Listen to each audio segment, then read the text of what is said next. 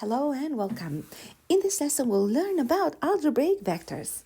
We'll answer questions such as, what are algebraic vectors? Why do we have to study them? And then we'll look into algebraic vectors in both 2D and 3D, which we also call R2 and R3. And we're going to take a look at how to operate with algebraic vectors, like find the magnitude, add and subtract algebraic vectors, and then multiply them by a scalar. So far, we've looked at vectors and we said that a vector is this pointed line segment and it has a tail and a head. And we've been talking about two main things about a vector. Number one, the length or the magnitude of the vector, which is usually described by the length of the line segment that represents it. And number two, the direction of the vector. And whenever we talked about the direction of the vector, we described it as the angle that this vector might make with some other vector that lie on the same plane. So the angle made between vectors A and B. And we said that if you place them tail to tail, they will make an angle, which will tell us in what direction one vector is pointing in relation to the other. So say, for example, vector A is making a 20-degree angle with vector B, and that was it. Now, these type of vectors that lie on a plane are what we call geometric vectors. Now, once we place these geometric vectors on the Cartesian plane, then they are called algebraic vectors. So that's what an algebraic vector is. Simply a vector that lies on the Cartesian plane, and it can be anywhere on the Cartesian plane. Now, think about it this way. If I were to ask you to draw an algebraic vector, a specific algebraic vector, what information would you like to know about it so that you'll be able to draw the vector as described, the vector required? So I would say that in order to know exactly what vector to draw, I would need to know where the vector starts and where the vector ends. So in other words, you will need to be given information about the coordinates of the tail and the head. So this one here would be the coordinate XA, YA, and the head will have the coordinates XB, YB. So we'll say that for an algebraic vector, we're going to need to know the coordinates of the endpoint, or the coordinates of the head and the tail. And once we know what the coordinates of the head and the tail are, then we'll know exactly where the vector is located, what the direction of the vector is, and what the magnitude of this vector is. So, and this is the power to using algebraic vectors. Just by knowing the two coordinates, we know everything about the vector, the magnitude and the direction. Now, very often, these algebraic vectors, for convenience in communication and solving problems, are brought down to have the tail planted at the origin of the Cartesian plane.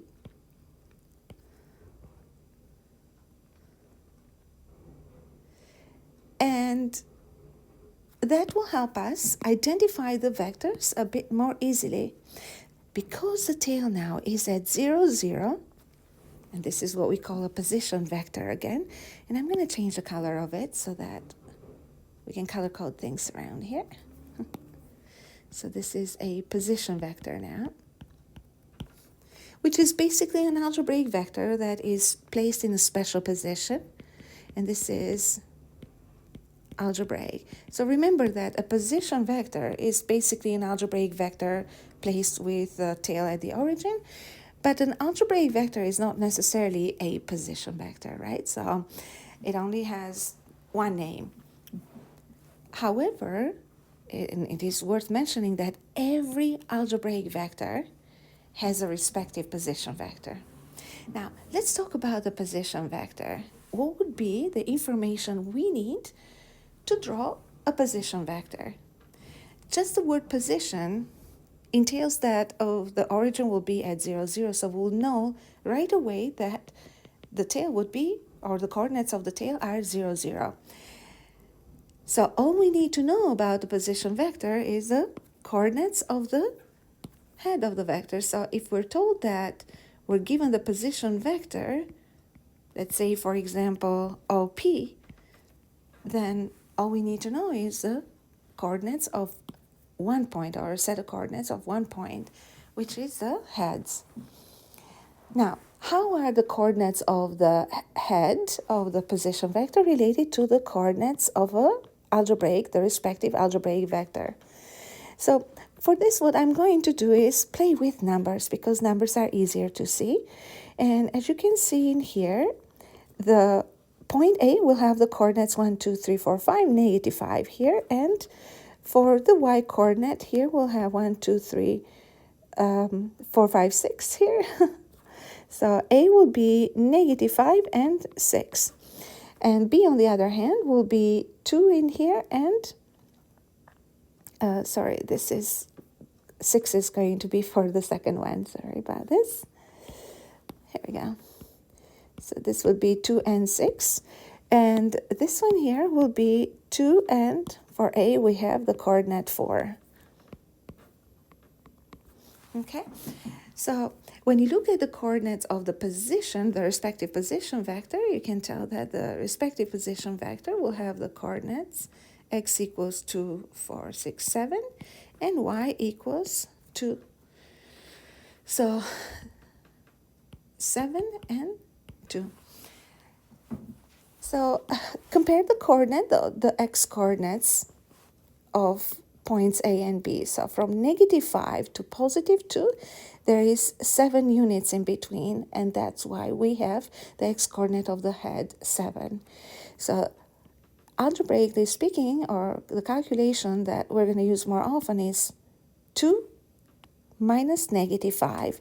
So in other words, for the position vector, which we called OP, the coordinate of the head, the x coordinate of the head, was x at B minus x at A.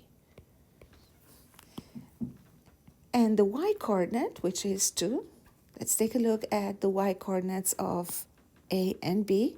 So for A, we have y coordinate 4, and for B, we have y coordinate 6. For the position vector, the y coordinate is 2. So 6 minus 4. So the difference between the y coordinates, yb minus ya. So if we are given an algebraic vector, and we're described the algebraic vector by both coordinates of the tail and the head, then the respective position vector will have the coordinates xb minus xa, so the x at the head minus the x at the tail, yb minus ya, so y at the head and subtract y of the tail. So let's take a look at our summary, and I wanted to go over all we talked about so that we can understand the summary better and be able and have interest in following it. So any geometric vector, when placed on the Cartesian plane, is considered to be an algebraic vector, we said.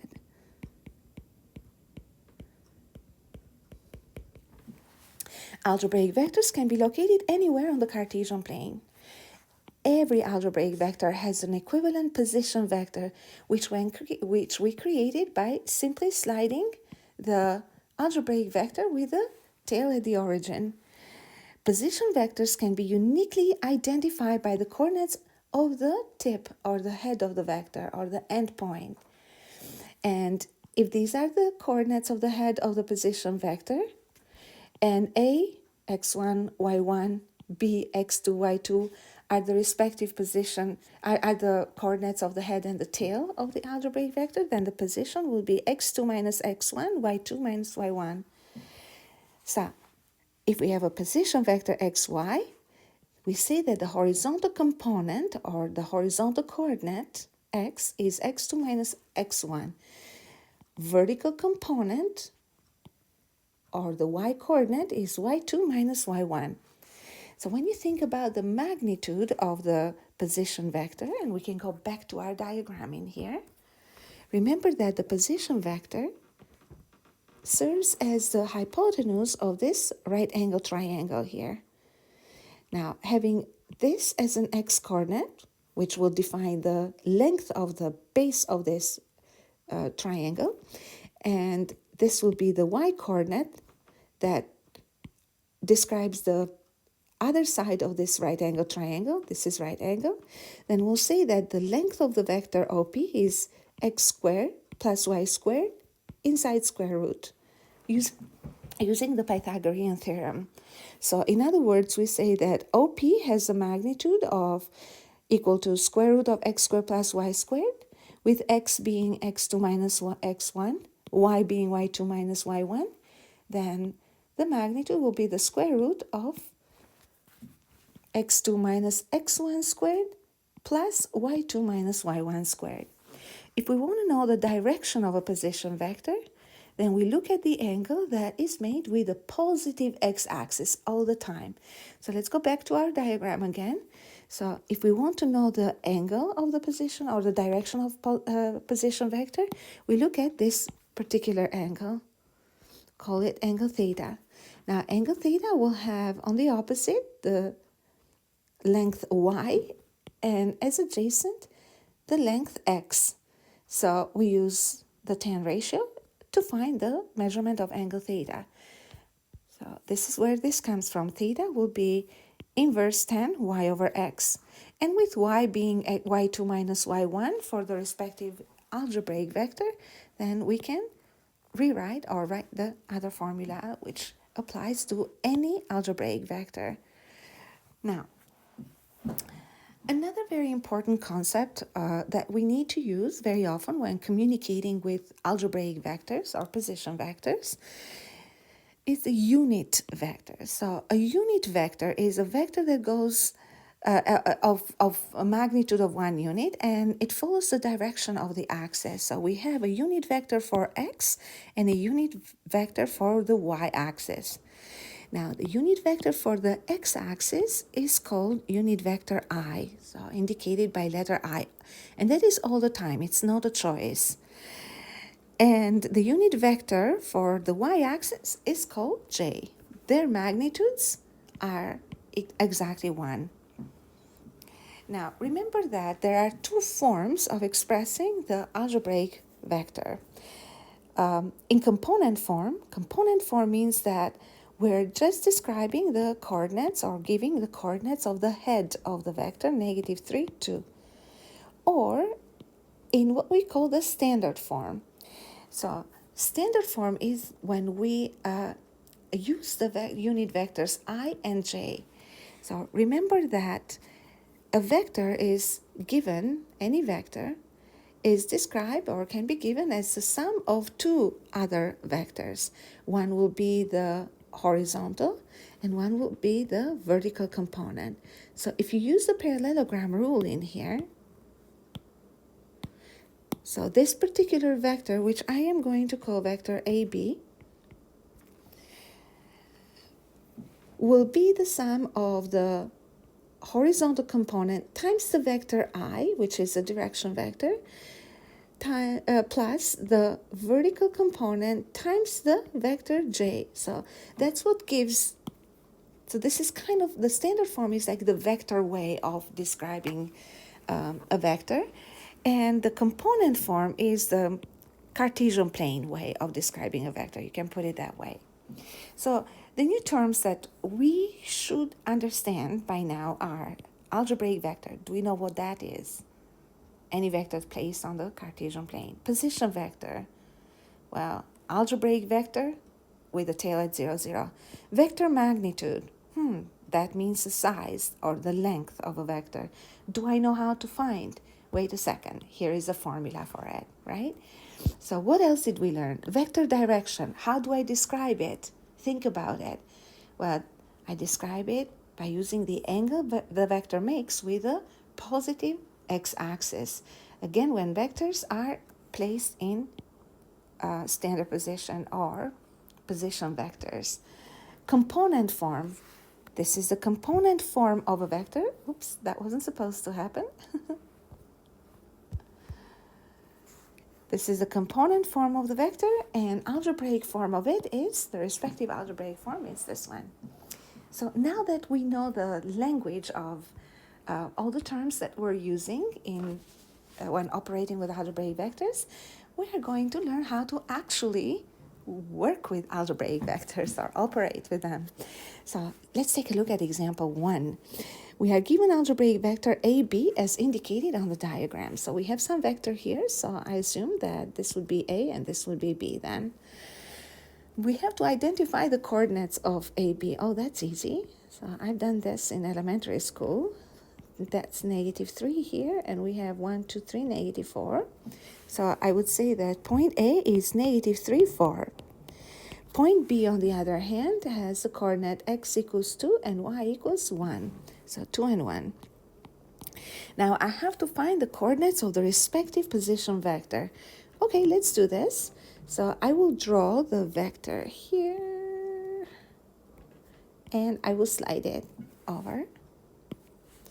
And can do this thanks to this app. Not that I'm that good at it. Okay, there we go. Here we are. So this would be the respective position vector. I'm going to call this vector OP. And we need to find the coordinates of P. So let's do this. So P will have the coordinates x equals 5 and y equals 1, 2, 3, 4, 5. So we'll say that OP will have the coordinates 5, 5. Now we have to find the magnitude of vector AB. Now think about it. Vectors AB and OP, since OP is the respective position vector of the algebraic vector AB, will have the same magnitude. Which one would be easier to find the magnitude of? Would it be OP or AB? So I hope you chose OP. So we're going to say that the magnitude of AB is the same as the magnitude of OP because algebraic, respective position vector of that same algebraic, right? So that would equal the square root of 5 squared plus 5 squared. So that would be the square root of 50. If you simplified it, that would be 5 square root of 2. That's how many units the magnitude is. Now we have to find the direction of AB, which means that we have to find the angle that the respective position vector of AB, which is this one, will make with the positive x-axis. So this is the angle we're looking for. And we'll say that, oh, we're trying to find angle theta. So that must be inverse tan y over x.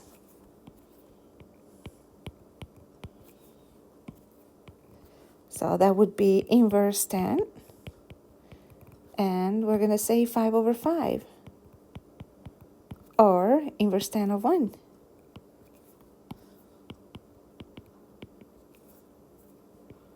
Which equals 45 degrees.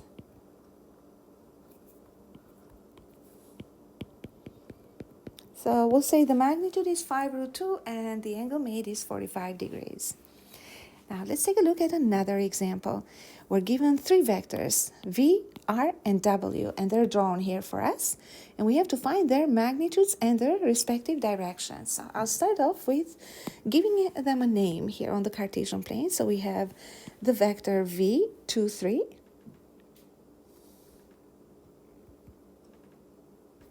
We have the vector R, -2, 0. And vector W, 3 and -2. So that's W, V, and R.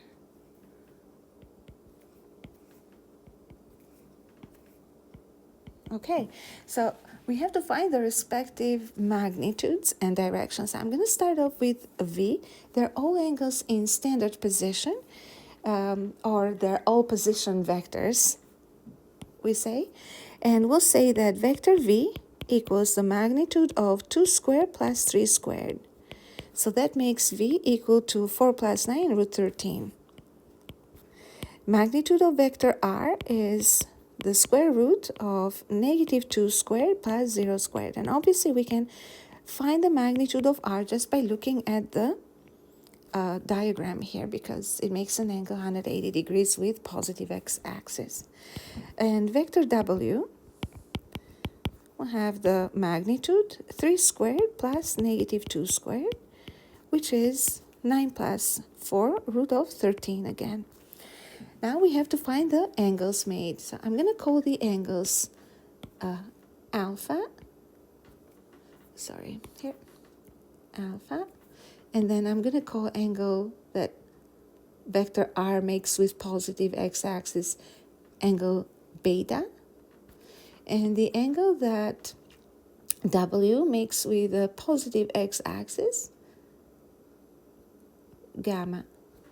So I'll start off with alpha. So that would be inverse 10 y over x, which is 3 over 2, so x and y here, 3 over 2, so just use a calculator for it, and then we'll get, give me a second, so make sure your calculator is set to degree most of the time we use degrees, so inverse 10,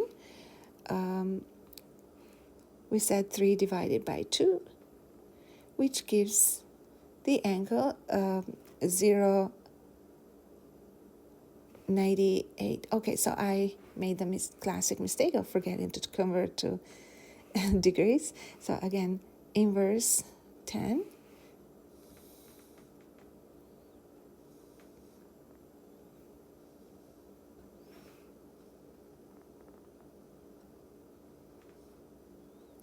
sorry about this.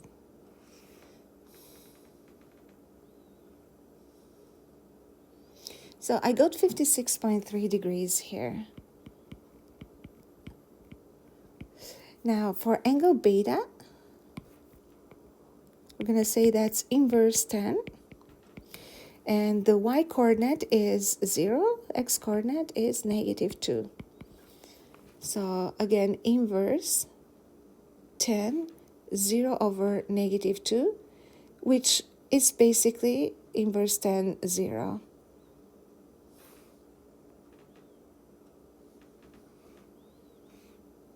And that gives the angle 0.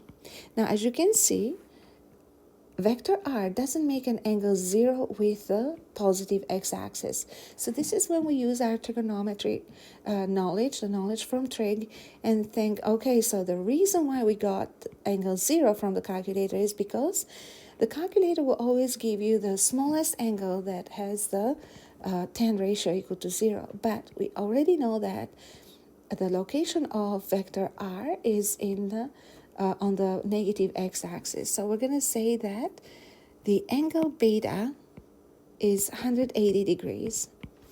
And last but not least, we'll do w.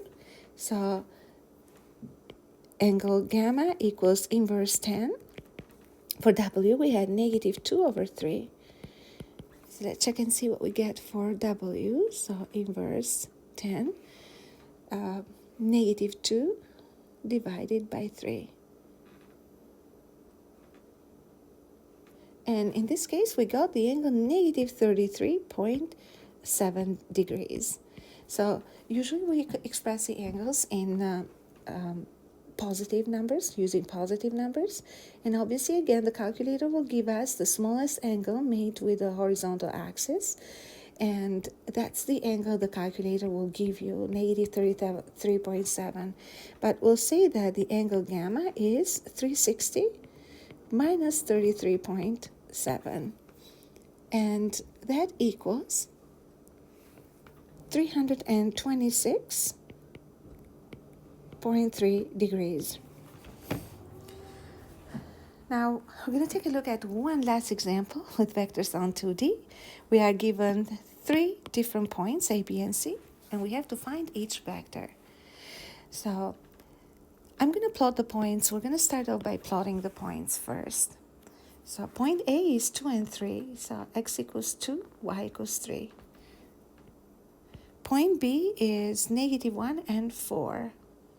I think we can go by a scale 2 squares, 1 unit, because it seems that we're a little bit too tight if we let it 1 square. Okay, and x equals 2, y equals 3 will be point A right here.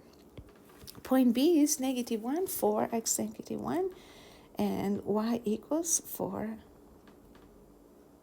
Sorry, here.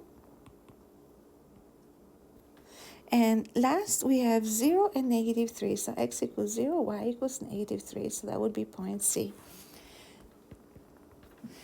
Now we have to find the vector AB. So I'm going to draw vector AB first. So AB means that we're starting at A and ending at B here. So it's pointing at B.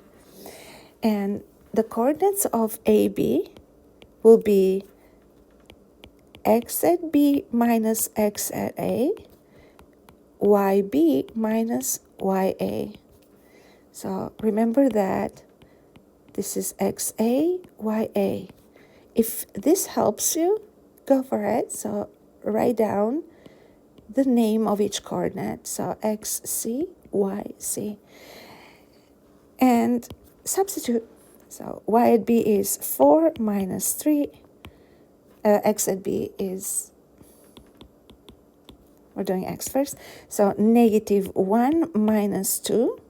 And y at B is 4 minus 3. So that means that vector AB is -3, +1. So what that means is that if we were to create the position vector of AB, which means the tail at the origin, then the position vector must have the coordinates -3 and 1. And let's check it out. So our answer is right, because it does seem that this vector has the coordinates -3 and 1. Now let's do BC in a similar way. So we'll have for AC, I'm going to make this red. Start at A and at C. We'll say that we have XC minus XA, comma, YC minus YA. So X at C is 0, A is 2. So 0 minus 2. Y at C is -3. Y at A is 3, so -3. So it seems that we have the coordinates -2 and -6 here. And again, we're going to try to do the same thing because I want to check and see if my answer is right. So it seems that we are outside of the grid in here, but you can tell that for the x value, we are about at -2, and the y value should work as well, right?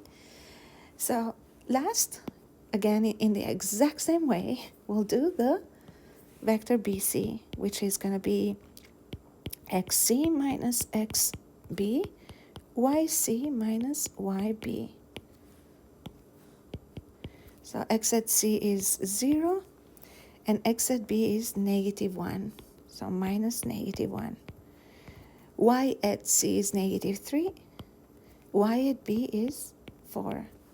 So this would be 1 and -7. So let's draw this vector. That's vector BC, so start at B and at C.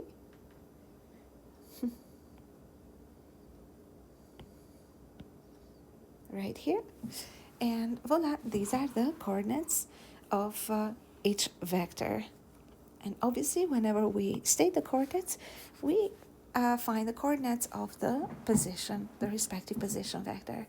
So I hope that you found the instructions useful. I know that the lesson is a little bit long, but we are trying to look into each and every detail and not get lost in the whole process. So thank you for listening, and bye for now.